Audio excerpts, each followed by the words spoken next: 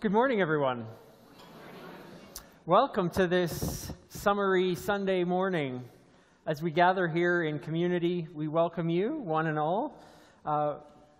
We are a group of people who appreciate being together in community, for all that that can do for us, for the ways that it can open us to each other, open us to community, open us to the world, in ways that we come here expecting, and sometimes in ways that we don't. And so whether we find ourselves here for the first time in a long time, or if we hold this circle together week in and week out, we're welcome here, and we're glad that we're here together.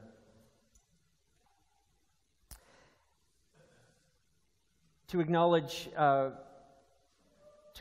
with gratitude as we step into this place, we recognize that Southminster Steinhauer United Church is located on Treaty 6 territory, and we respect the history, the languages, the cultures of First Nations, Métis, Inuit, and all First Peoples of Canada, whose presence continue to enrich our community.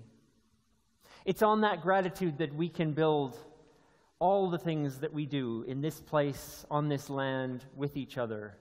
It's from that starting place, from a place of gratitude, that we can build, that we can grow, that we can connect with one another. And so welcome again to this time and to this place. Let's gather with song, an old familiar melody inspired by old familiar words, but with new words written to inspire us for today. Let's stand, if we're able, and sing with each other.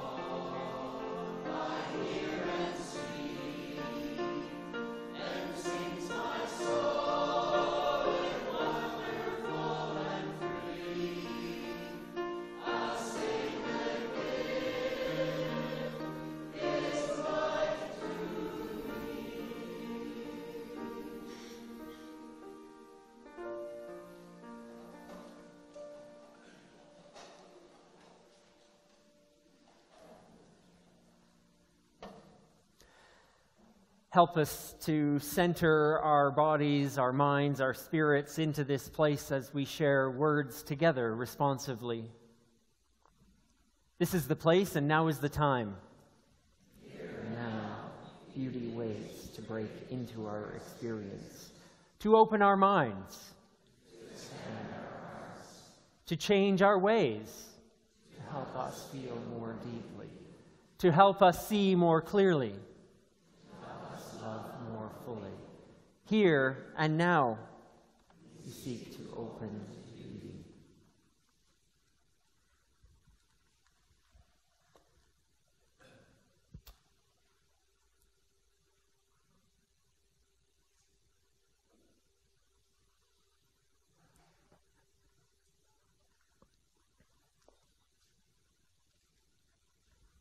We're grateful for this lighted candle that reminds us in all ways and in all places, whether in this room or not, that we can live lives that brighten in all we do, in all we say.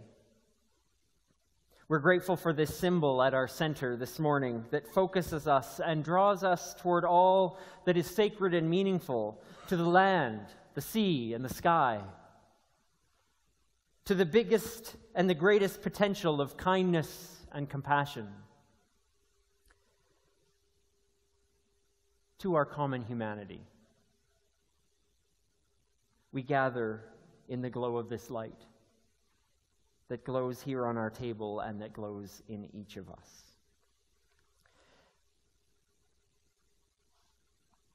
We can speak words together that strengthen our intentions to live in this way. And I invite us to join together with these words before us. In the ever-creating energy of life, we celebrate beauty. Beauty swimming in rivers and oceans, beauty creeping in soils and seas, beauty singing in wetlands and waters, beauty dwelling in forest and field, beauty found even in the midst of brokenness. We celebrate this land, the peoples of this land, all who seek a home and a habitat. May we awaken to lament our mistakes, celebrate our achievements, and discover our potential with reverence and gratitude.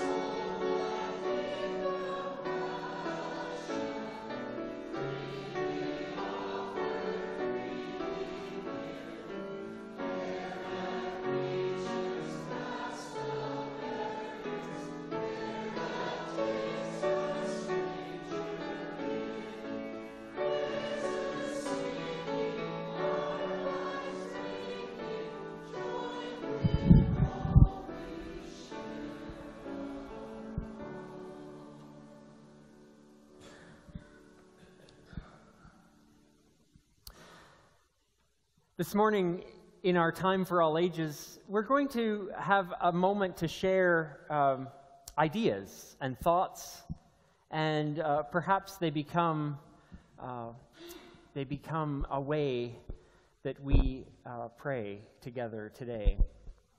As we approach the celebration of the birthday of our country, we recognize that we come at that from various points of view and from all kinds of perspectives. And it's an opportunity for us to reflect on our place of gratitude for this place that we live. I'm going to invite us to share some of that gratitude that we might have. Gratitude for places, characteristics, people, landscapes that reflect the beauty that we find in this place we call home. All the places we find beauty, all that we find in this our birth or adopted land. So, if you have an idea to share about things you're grateful for this place we live, we're gonna share that. Places you find beauty in this our home.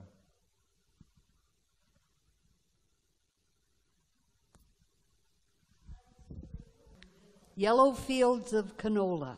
I am grateful. Grateful to see Drumheller. Yes.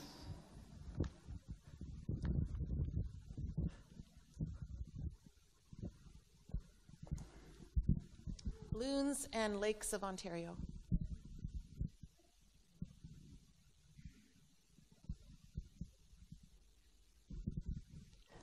I'm grateful for my ancestors, for my English grandfather who came to Canada in 1905, took out a homestead title at the Regina Land Titles Office, didn't know a thing about farming,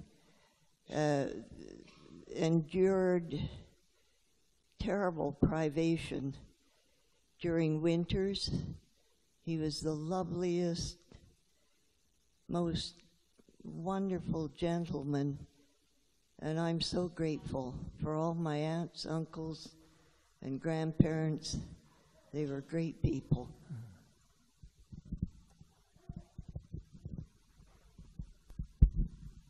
For 60 wonderful, beautiful years with my wife, Margaret.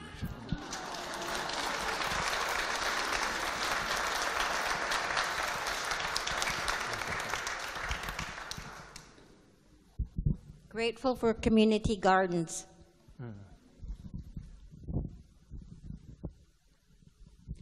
We're grateful for the wonderful neighbors that we have. Makes it feel like a real loving community. One second. For Horilac Park and Edmonton's River Valley.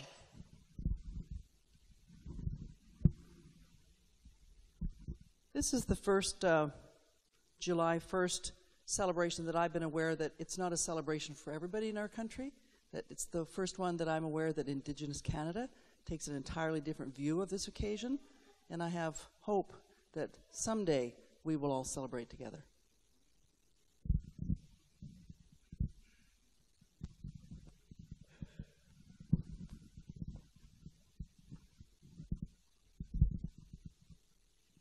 I'm grateful for the courage of my parents who, as what seems to me now very young people, left post-war Europe, post-World War II Europe, and immigrated to this country. 3 days after their wedding, they got on a converted troop ship and came across the ocean to Montreal and then by train across the country. And by doing that, as a young couple, they gave me a life that I never would have had had they stayed in Europe. So I'm very grateful for that and for this country that they came to.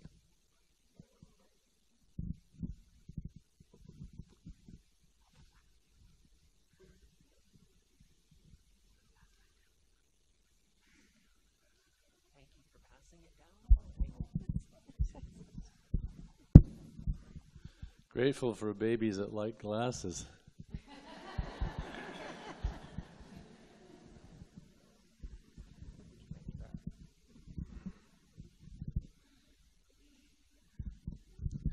I'm grateful for the fact that I saw the 100th anniversary of Canada. Canada, we love thee.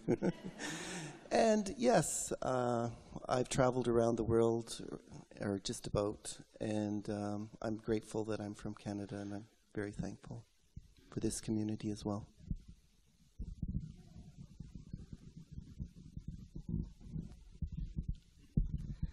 I've had the good fortune to be able to travel from Haida Gwaii to Cape Spear So I've seen the country east to west, and I am just awed and grateful for the wonderful diversity of landscape, of wildlife, and of the wonderful people that make up this country. I'm grateful for the Indigenous people who welcomed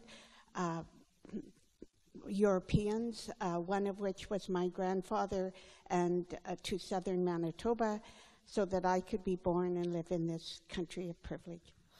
For all these ways that we're grateful, and all the ways that will continue to come to mind and that rest within our hearts that are unspoken, we put those into our community, and they rest gently in our hands, and we take them with us as we celebrate or as we honor this place and this land that we call home.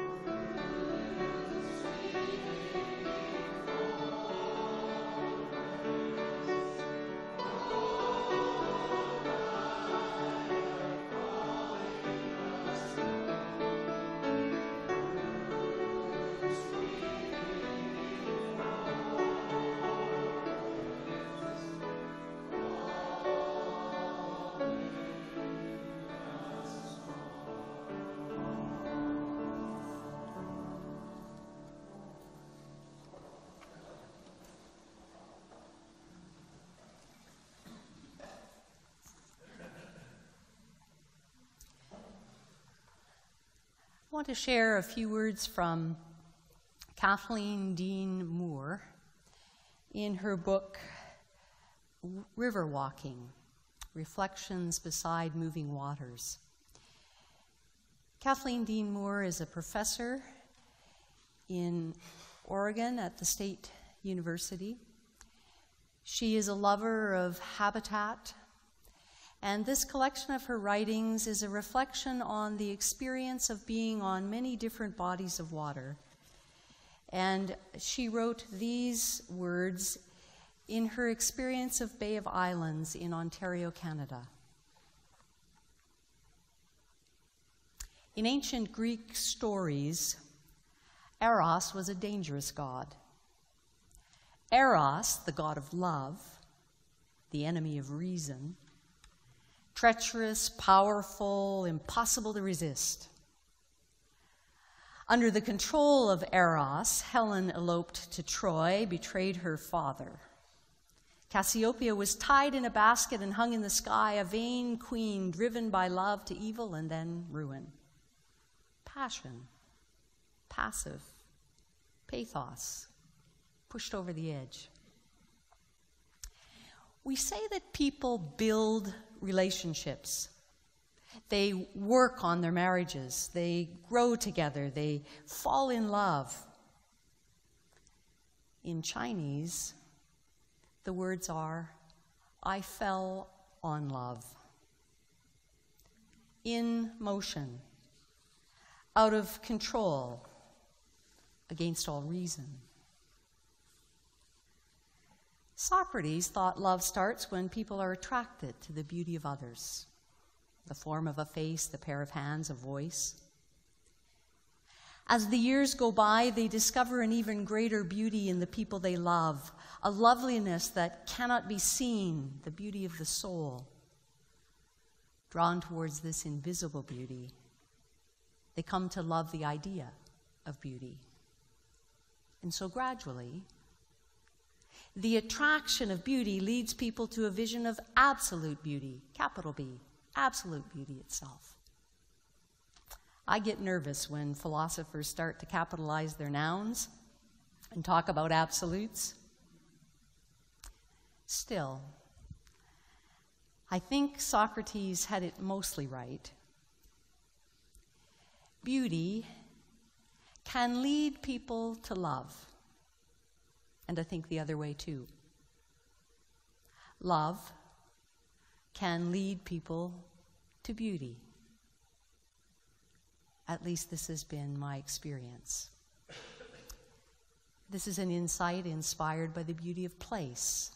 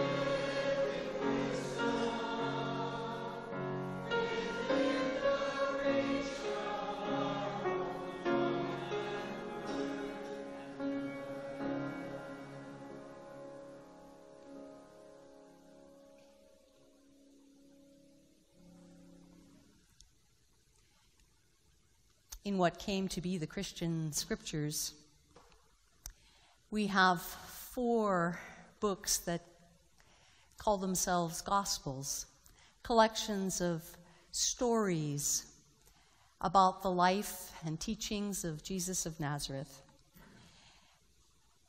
The 3rd Gospel, the Gospel of Luke, written sometime in the late 80s or 90s of the 1st century, collected together 3 stories that he stitched together as stories of lostness, stories about a lost sheep, stories about a lost coin, stories about a lost son.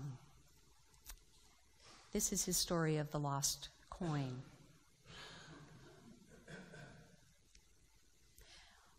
What woman, having 10 silver coins, if she loses one of them, doesn't light a lamp, sweep the house, and search carefully until she finds it?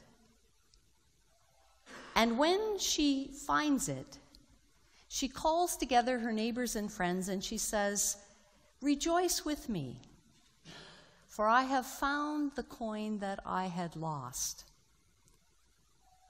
In this parable of losing and finding,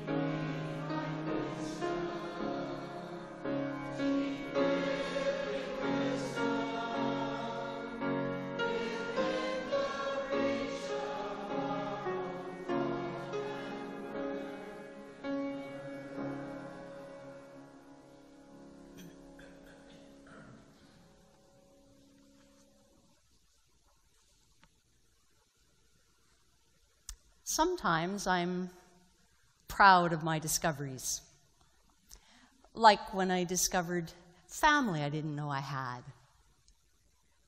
It was a delight to discover my birth siblings and the connections that we had to each other long before life ever had us meet one another. And I'm proud when I managed to find a feature on my phone or a shortcut on my computer that makes something simpler to do. Mind you, those discoveries usually come at the help of Google, or more often at the help of my teammate.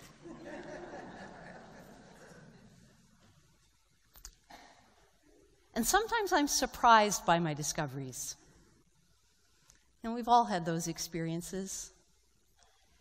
A conversation with someone that leads you to discover a connection you didn't know you had. When I first began working here at Southminster Steinhauer United Church 14 years ago, conversations with my family in New Brunswick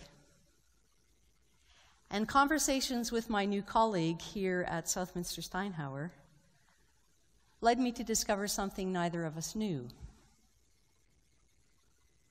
We knew that we had each studied and practiced law. We came to know that we had grown up 5 miles from one another in northern New Brunswick. We came to know that we had gone to the same high school together and had the same music teacher. But we discovered that my first teammate here in ministry was actually my second cousin. Her father and my biological father were first cousins. Sometimes I'm excited by my discoveries. A new metaphor or a new thought lights up something that I hadn't seen just that way before. Or I discover a line in a poem that says, in the economy of just a very few words, something that really rings true for me and I think will likely make a perfect title for a reflection someday.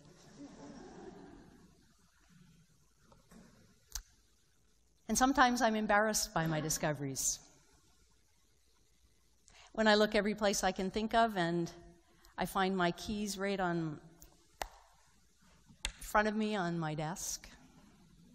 Or when at the end of a 5,400-kilometer drive in a new car, I discover how to tilt the steering wheel and how to dim the dash lights.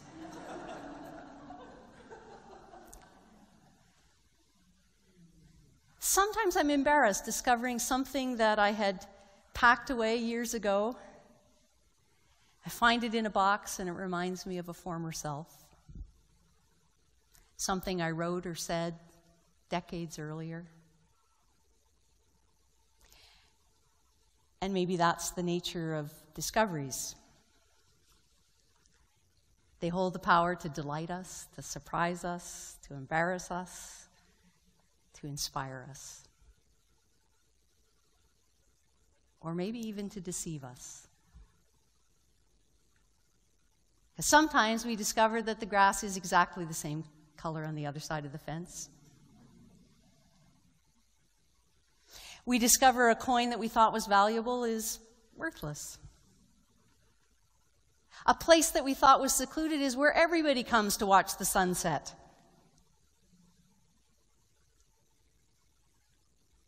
A land that we think is empty turns out to have been home to generations of diverse people speaking languages our ancestors didn't recognize,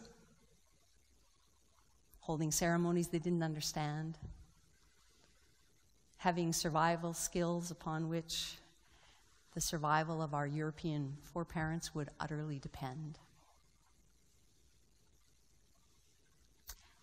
And we inherit a narrative in our Jewish Christian tradition that created a distinctive identity out of a people discovering a fertile land that they take by force from its ancient peoples on the basis of understanding that it was divinely deeded to them and their ancestors by their God. They believed they had discovered the promised land.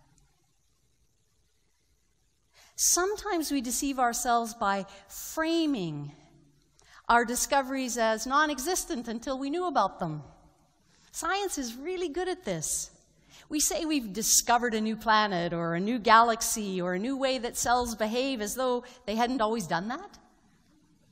They weren't always there. Sometimes we speak about this with our human innocence or our human arrogance, as though these things weren't there until we discover them, when really it's just that we found out about them. We're perched on the edge of celebrating our national identity as a country that was created 150 years ago by the passage of a piece of legislation, creating an entity called Canada, from parts of what had been Turtle Island for some, New France for others, British North America for others. We're about to mark the birth of a national identity that came into being after millennia of migration of indigenous peoples, centuries of tribal life and trade, generations of spiritual practices and social organization, and centuries of European expeditions, French and British colonization, and wars to establish a country with a new name on a sizable part of this continent. But I wonder if, as we now discard that dangerous doctrine of discovery that led generations of us to learn our history of a continent as empty land that was discovered by European explorers, I wonder if our future depends largely on us making a different discovery. Not only learning our history in a new way that acknowledges the good and laments the heritage of exploitation and domination, but also leads us to discover a beauty that has long been in this land, in both its people and its places. A beauty that is ever emerging in this land with migration of peoples from all over the world.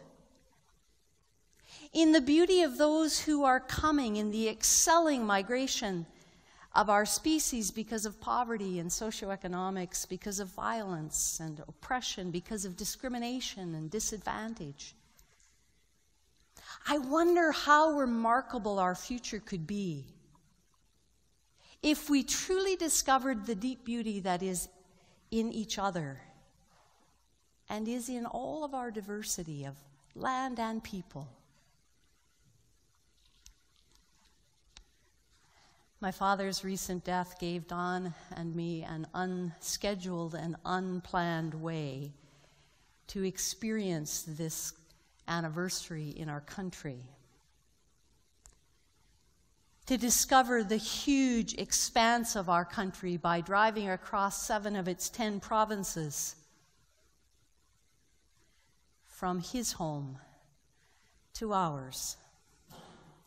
To discover the beauty of coast and of river valleys and of lakes and of forests and of shield and prairie. To discover the diversity of landscape and language, of rural and urban lifestyles. It led me to contemplate that claim made by Terry Tempest Williams of her experience in the Arctic wilderness when she said, "If we listen to the land, we will know what to do.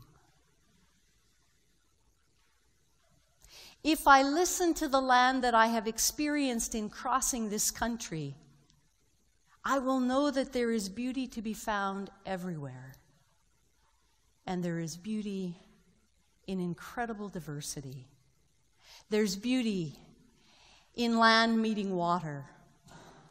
There's beauty in rivers carving out fertile valleys. There's beauty even in one more rock and tree and lake in northern Ontario. There's beauty of land that stretches the heart open as much as it stretches the eye to try to see where the land meets the sky. There's beauty in mountains rising range after range.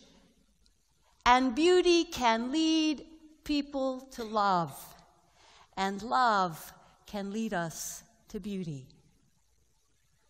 Our land is a great teacher of that truth. And so are the peoples of this land. Somehow, beauty became an industry. Somehow we let it become identified with moisturizers and anti-aging cream and high fashion and body shapes. How was it that beauty became a commodity to be sold in the marketplace? How did beauty get taken hostage to someone's idea of the perfect body or the perfect sunset or the perfect whatever? We've long known, in our deepest knowing, that beauty isn't just in the eye of the beholder, that beauty isn't solely reserved for the natural world and its wonders, that beauty is within each of us to create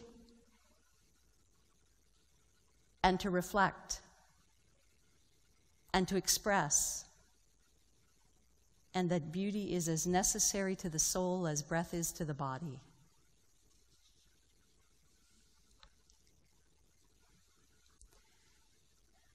So as we both celebrate and lament with one another this week,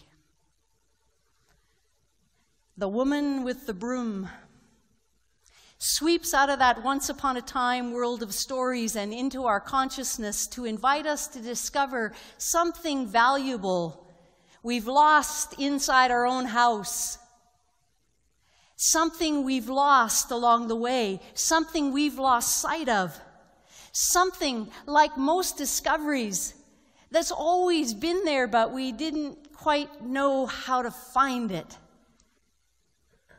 Something that's within us. That's within each of us. Like that coin, it wasn't in the street or it wasn't in the neighbor's house, it was in the woman's own house. She'd never lost custody of it, she just lost track of it.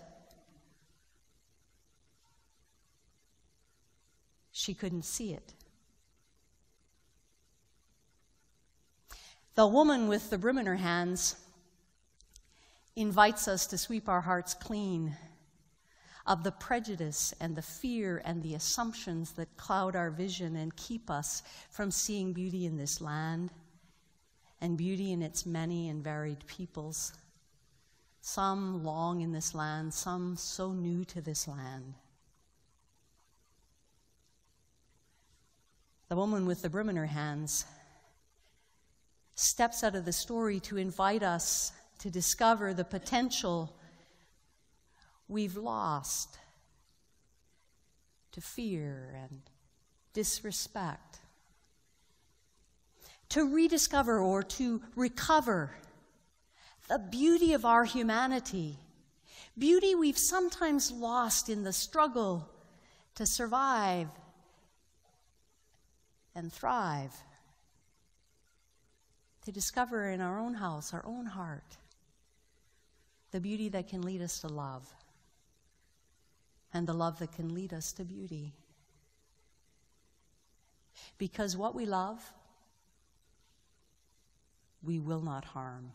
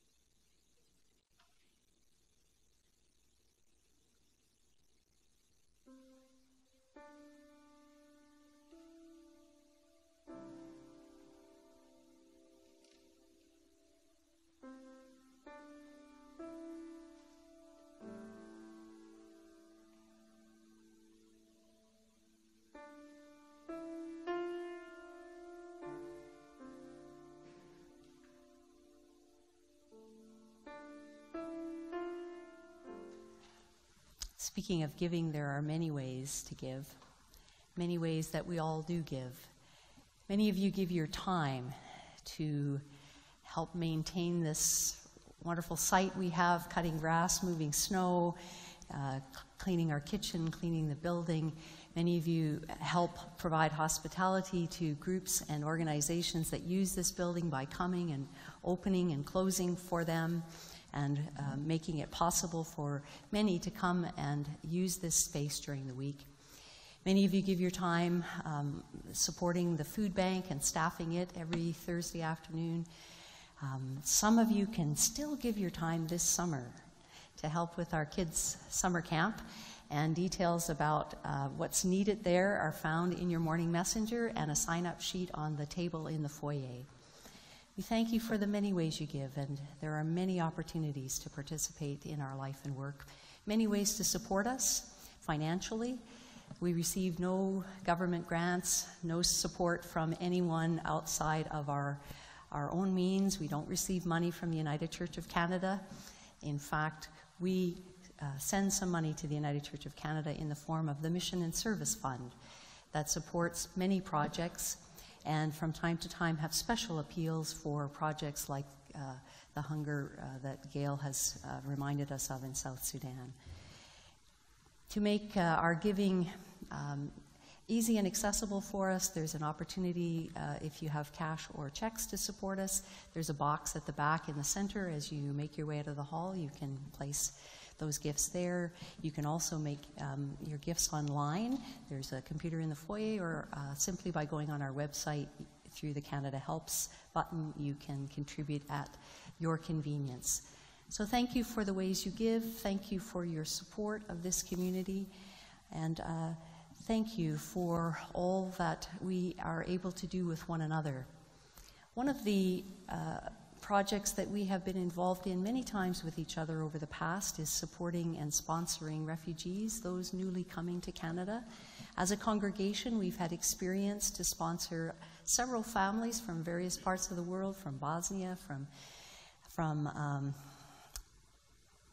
Amsalian Ethiopia, and most recently to have sponsored Zaini. And now we're exploring a possible new sponsorship.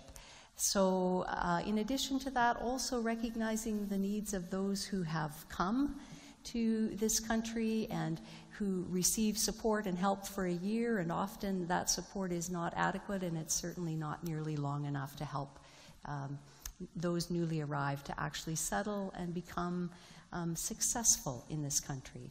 So a group of interested folk are gathering to explore these issues. If that's something you're interested in participating in talking with, and finding a way that you can be helpful, please let the office know, and we will be calling another meeting to continue our exploring here and to move forward to attempt to address needs that exist in those newly arrived to Canada or those needing refuge in Canada.